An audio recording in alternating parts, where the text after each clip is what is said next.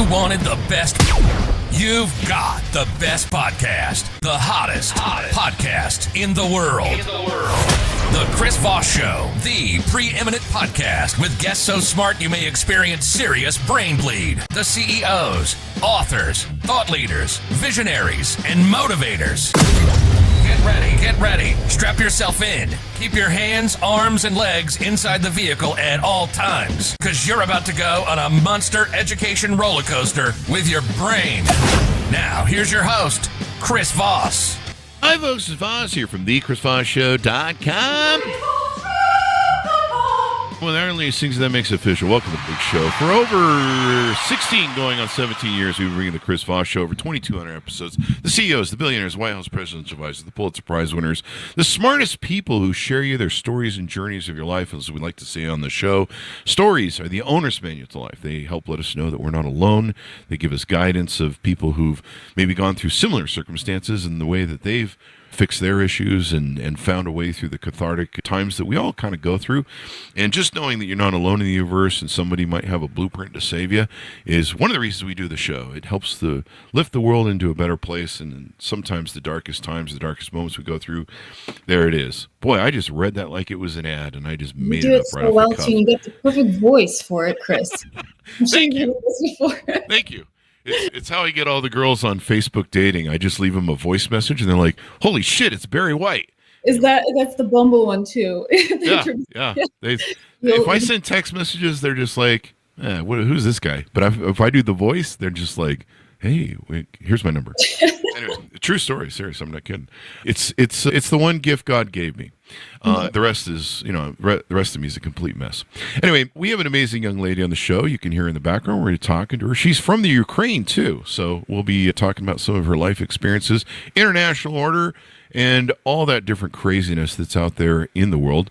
Today we have Katya Dunko on the show with us today. She is a writer, multi-potent. Give me that in your words. Multi-potentialite. So that's the scientific name for, professional student, jack of all trades, somebody that has many passions. I'm adding that to my Tinder profile. Yeah. And she's the author of a new book that will be forthcoming. You can sign up to get the news now. It's called I Drank from the Nile. It's a raw and unapologetic memoir about breaking free from addiction, toxic relationships, and generational pain. Her journey began in Cairo, Egypt, where she left with nothing but 2 bags and her daughter, determined to rebuild her life. Through her story, Katya hopes to inspire others to confront their struggles, find resilience, and rewrite their futures. She spent the last 6 years writing her memoir and managing her family's properties while working as a part-time realtor and transforming a historic ranch on the Truckee River into an events venue.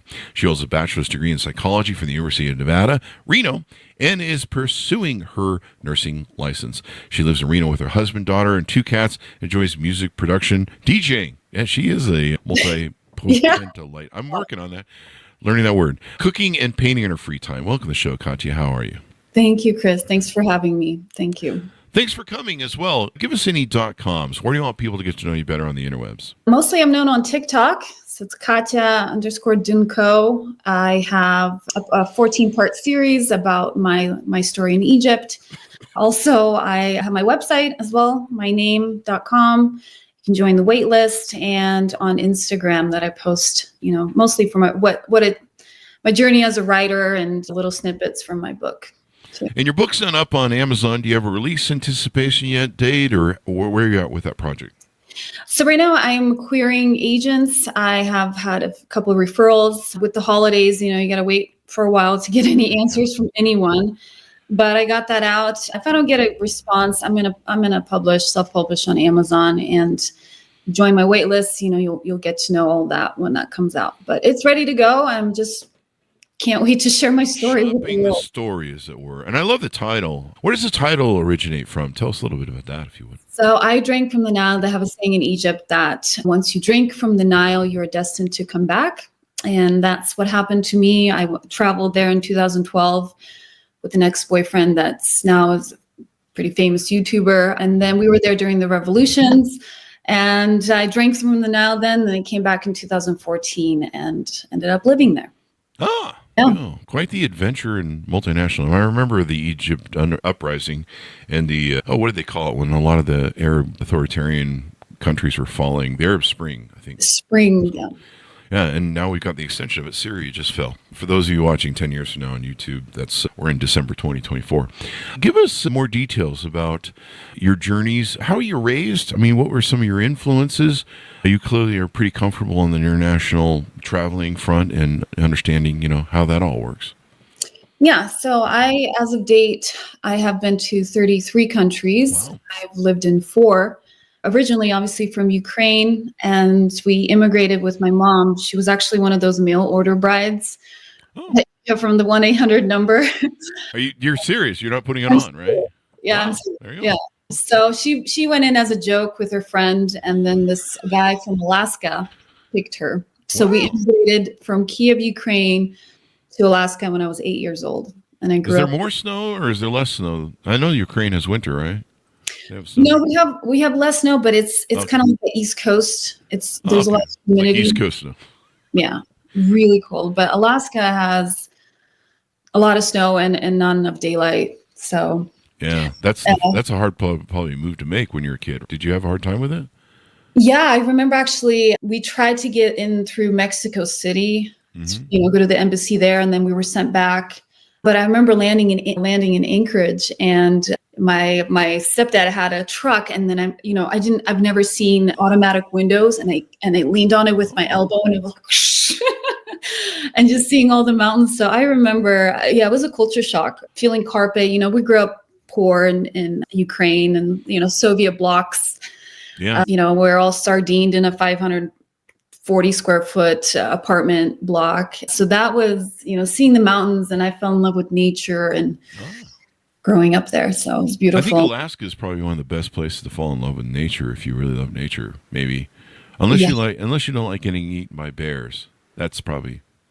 Or if you don't like eating by bears. But then my sister, that was, she's born from my American stepdad. She's a super city girl. So if you're born with that and you grew up in Alaska, we had nothing to do. We had You not get eaten by bears. That's what you do on weekends.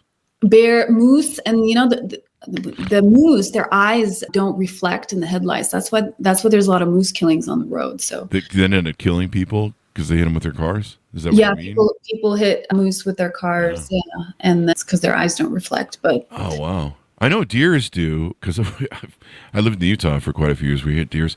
But yeah, I had a similar problem where I grew up in California on the beach in San Diego.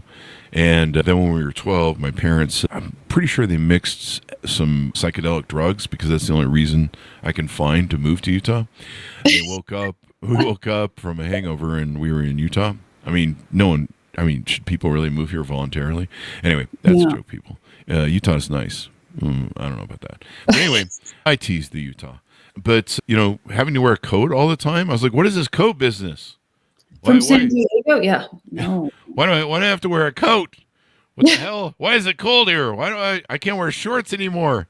What place have we moved to?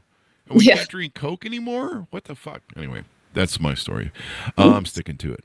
So tell us more about how you went from Alaska to Egypt, where your story starts.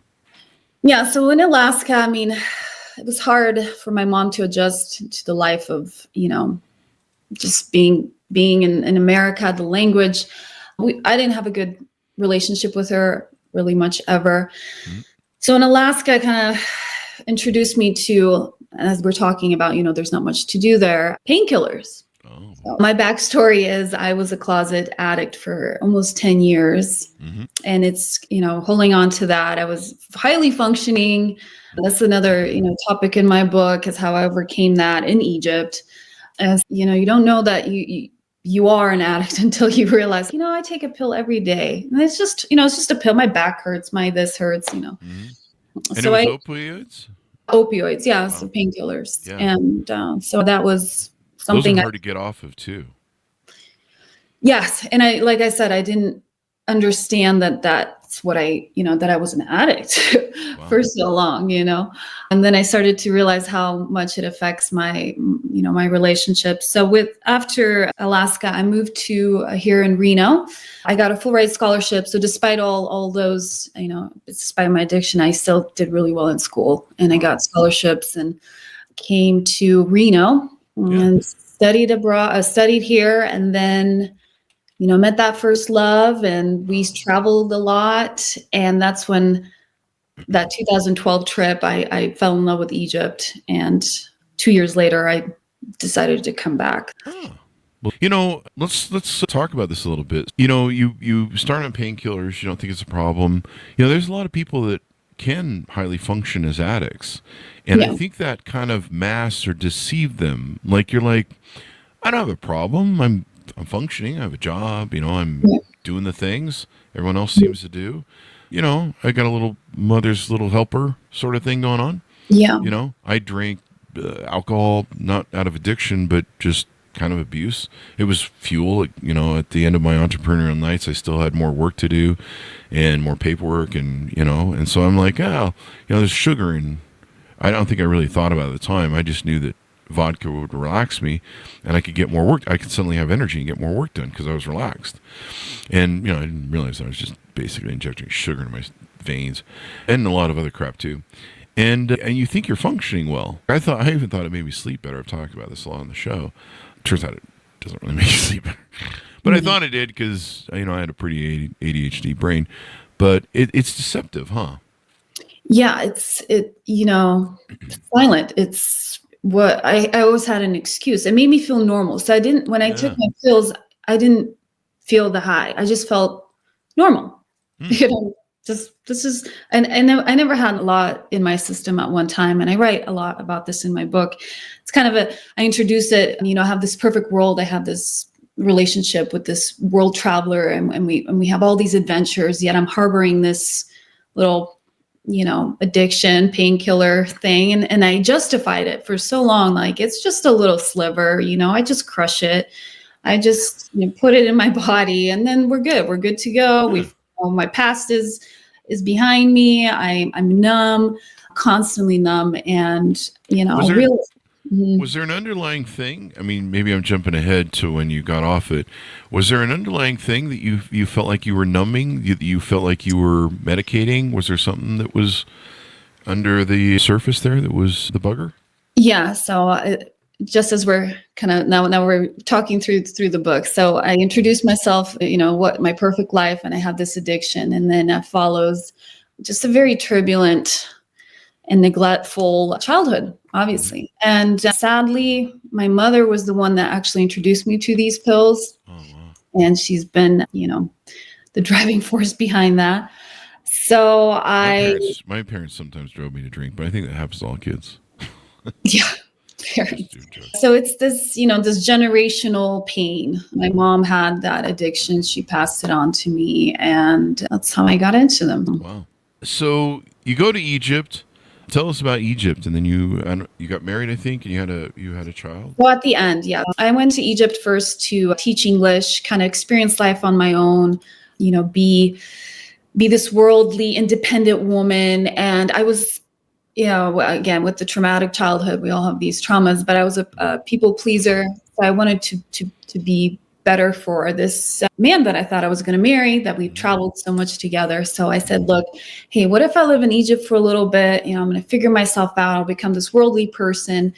And maybe when I come back, we can build a family together. And that was something he agreed with, and he thought that would be a great thing to do.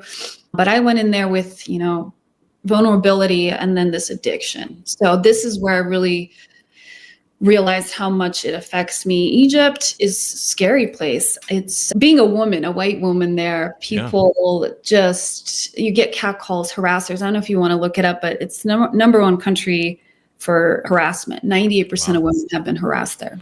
There was a CNN, I believe it was a CNN reporter who was gang raped, I believe, it was in one of those uprisings against Mubarak.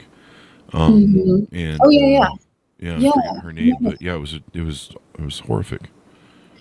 Yeah, so us, expats, but I'm coming in, landing in the heart of the Arab world with this just dazed constantly, I don't even know what I'm doing anymore there. So that's when I get into a lot of trouble. I meet not really nice people. I actually met the ex-president's grandson, and I don't want to reveal his name because you got to get the book. But as of 2021, I think he was put in jail for also gang raping. So I was involved with some pretty bad people there. Mm-hmm. And I realized, I got to get out. This is not, I'm going to end up, really hurt. So this is when I asked my boyfriend here in Reno for help. I was like, can you get me out of this country? I want to come back home, and I was going to confide in him and tell him that, I have this addiction, but I was so afraid that he wouldn't love me. So my memoir is for people that, are going through things like that. They don't feel self-worth in their problems, and they want just to hear a story that where it can get you if you don't seek help and things like that. Yeah. We had Nina Burley on the show several years ago for her book, and I can't remember I think it was about Trump and the election, but she had written extensively when she was at CNN stuff about this. There was a 22-year-old Dutch journalist who was gang raped in Tahrir Square. Tahrir, yeah. No, I'm not pronouncing that correctly. Thank you. And then there was Laura Logan, Dutch journalist. And yeah, I'm just Googling this now, and it says gang rapes, the dark side of Egyptians' protests. When you're a tall, blonde, white woman in the Middle East, you really stuck out. You really stick out. Yeah, I did my best to conceal. I mean, I wore, long maxi skirts. I wore really baggy clothes. I even tried to veil myself. And this is me, getting to work and teaching English. They noticed how the rapping was wrong. And I try to hide basically in a city of 15 million people. And at that point, in my life, I don't have a good relationship with my parents. I can't call anyone really for help. This isolates you, right? It isolates you. And then my addiction just keeps getting deeper and deeper. Yeah, because you're medicating that you don't have resources. We interviewed Clarissa Ward, the CNN chief international correspondent, several years ago on the show for her book, and we talked about that because she told these stories in her book about being in the Middle East, being in Iraq during war. I just recently saw her in Syria, and she sticks out like a sore thumb. I think she's 6-something foot tall. She's very blonde and very pale, and I'm like, how do you? You're trying to hide who you are, and you're trying to infiltrate different areas, sometimes under the cover of the enemy, or she's the press, but she's in the part of the enemy's area where they cut people's heads off that are white, and I'm like, somehow you blend in, and it's I wouldn't do it. I'll be honest with you, I'm a man, I wouldn't do it. It was a bad decision, and that. It was fueled by, my really heavy addiction. I was like, oh, I'm gonna do something really bold, and I'm gonna move to Egypt and survive, and teach English and be this awesome person. Then the harassment there was just. There's a moment I write about. So I lived with 2 other Ukrainian girls. So you can't live with another man in Egypt unless you're married, or have roommates or any of that stuff. So foreigners kind of stick together. So it was me and 2 other Ukrainian girls, my roommates. And we had this landlord, Mr. Harish. And he came in, he would come in every month to collect rent. And he would use his key, walks in, and he sets a big bag of money, just cash on the table. And he was trying to buy us as his bride every time. He's like, how much for you to be my bride? I was like, Mr. Harish, we go through this every month. No, thank you. It's like, oh, I'll bring you more money. I'm just. How much money are we talking about here? Because I'm single. I can be bought. No. Oh, we were bride. Yeah. I don't know. In Egyptian pounds, gosh, back then, now it's so diluted. But back then, I don't know, maybe 10 grand, 20. Do you still have his number? No, I'm just teasing. Maybe. No, but it's just, it's coming in through everywhere. I can't get away from this city. I'm just like, I got to go home. But where is home? Where do I go home? Ukraine, I haven't lived there for a while. I'm on this rocky relationship with my boyfriend here that I thought we were going to get, married and everything. So I just start kind of deconstructing myself. And I put that in as every good engineer, they have to take apart the machine to find the broken pieces and see how it operates. So I started I my love that analogy, by the way. Do you write about that in your book? That is a yeah. great So analogy. I started my deconstruction. I'm like, okay, I wanted to be weak. I was like, let my life be going, in the wrong direction. I almost wanted that. It's very detailed, so it's very raw that I write about the human condition, and it's lethargic was for me to actually deconstruct myself. Mm-hmm. And so you go through that. What drags you to the point of eventually where you have to kidnap your daughter out of Egypt, and how you did it? If you want to tease a little bit out of that, we want people to buy the book, of course, but if you could tease out a little bit about that part. So I get in trouble with this ex-president's grandson, and I'm hiding out from him. I mean, I get into a very dangerous situation. I'm hiding from him. I had to dye my hair. I'm looking for a hero. So there's a hero that comes in, and I didn't know, but he would be my future husband. Oh, wow. He gets me out of Egypt to the States.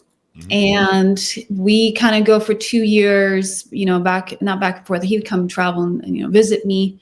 And then eventually, I don't want to give it out, but how I came back to Egypt and to marry him there. Wow. So you actually go back to Egypt after kidnapping? Yeah, after all of this. And he knew, yeah, it's crazy. You must have felt pretty secure with him then. He was my hero in a lot of things with my mom, it's a train wreck. It's a train wreck. And every chapter, it's a page turner. Like, how are you going to get out of this situation? It's about this resiliency. It's about, and when I was writing with my editors, I was like, gosh, they're not going to like me for the first few chapters. Because what are you doing? What are you doing? But it all, comes back in the end. So anyway, so I have this, he's my hero. I go back to Egypt. We actually have a normal life. His family accepts me. I'm not this expat. I belong to an Egyptian family. Wow. His family's really nice. His father's very high up in the government. They love me. They take me in. I have a maid. I live in this bubble. I lived in this place where I just saw the pyramids, in front of me. Wow. Beautiful place. Wow. And so you go through this whole, would reinvention or saving of yourself be the right words to use, maybe? Yeah. So transformation, I guess, as I would say. Yeah. And what eventually I learned is that I'm harboring all this pain, and it's because I have this pain and this victimhood of poor me, my life, and all of this thing happened, that I keep making the wrong choices for myself and my future. And that's what eventually I do learn at the end, this breaking this generational pain. So when we get married, he leaves us about 10 days after she's born, my daughter. Wow. And tells me that I can never leave Egypt, that you are to stay here and raise her. And basically I would be like just a wet nurse. That's how I was treated. So I went from being their favorite to pretty much a wet nurse. Wow. And I was scared. I had no bank accounts there. I'm a foreigner. I can't get a bank account. I had some money in savings. I don't know what to do. It was the lowest, but the most resilient moment of my life is I planned out our escape and made it, and decided to become the mother I never had so when I came here, I thought, what do I do with all this pain? How do I move forward? Having kidnapped, I don't know what my repercussions are. I don't know if he's going to come fight for me in court. I am sure I just kidnapped my daughter, So I made a promise that I will not pass this pain on to my daughter. I cannot, because that was what my mother did to me. And I lived with this victimhood. So. And it's all going to be in your forthcoming memoir. Yes. You're still learning to speak, evidently, after 16 years on the phone. So do you have a cover for the book yet by chance? Probably still. I had a few that I wanted. I can send you some that I prototyped, but that they always change if it's traditionally most authors don't even get to pick their cover sometimes. Yeah. It's an unknown fact most people don't know. And with the big publishers, sometimes they pick your title and your cover. But you have a great title. I really love it, and it's seated in the lore of Egypt and all that sort of good stuff. So as we go out, tell people where they can onboard, give people the final pitch out to get in touch with you, and find out more about your story as it emerges. Yeah. So this, my story is for anyone that is wanting to find their worth or struggling to find their worth and their place in this world.